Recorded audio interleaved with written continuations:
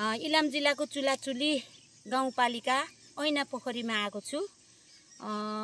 यो ऐना पोखरी चाहिँ अब सुनिरहेको थिएँ, प्राकृतिक प्रेमीहरूले कहाँ सामाजिक सञ्जालहरूमा हालेको देखिराखेको थिएँ र म पनि आज ठ्याक्कै यहाँ आइपुगेको छु र यो ऐना पोखरी तपाईहरुलाई देखाउन गइरहेको छु। यस्तो हैन, चुली चाहिँ तल ऐना जस्तो ठ्याक्कै तल बस्यो, त्यसैले यसलाई ऐना पोखरी भनेको रहेछ हैन। अब किन नाम दियो त ऐना पोखरी भन्दा चाहिँ यो रहेछ है। हेर्नुस् है साथीहरु,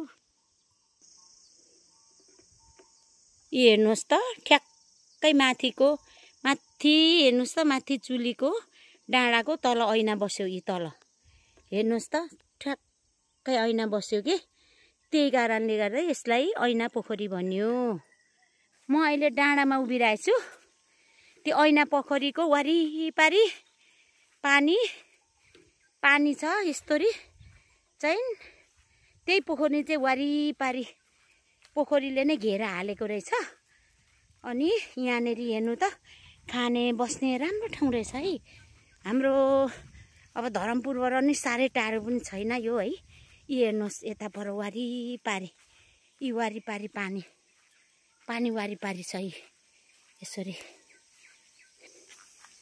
हेर्नुहोस् यतापट्टि पनि यी वरिपरि नै छ है। अब यो स्थललाई चाहिँ स्थानीय सरकारले चाहिँ ध्यान दिएर चाहिँ यसलाई चाहिँ बजेटहरू हालेर यहाँ चाहिँ यसलाई चाहिँ अलिक राम्रो बनाएर, राम्रो त हैन अलिक धेरै नै राम्रो बनाए। यो प्राकृतिक त त्यसै नै सुन्दर छ हैन, यसमा प्राकृतिकमा चाहिँ अझै सुन्दर बनाउनु चाहिँ स्थानीय सरकारले चाहिँ एउटा व्यवस्थित हैन यसलाई चाहिँ गरेर बाटोघाटो व्यवस्थित गर्नु जरुरी छ हैन। यो एकदम राम्रो छ हैन। यहाँनेरि चाहिँ स्थानीय सरकारले अलिकति यो ठाउँलाई चाहिँ ध्यान दिए पूर्वकै उत्कृष्ट मध्येमा एउटा उत्कृष्ट यसलाई पनि हामी पाउन सकिन्छ।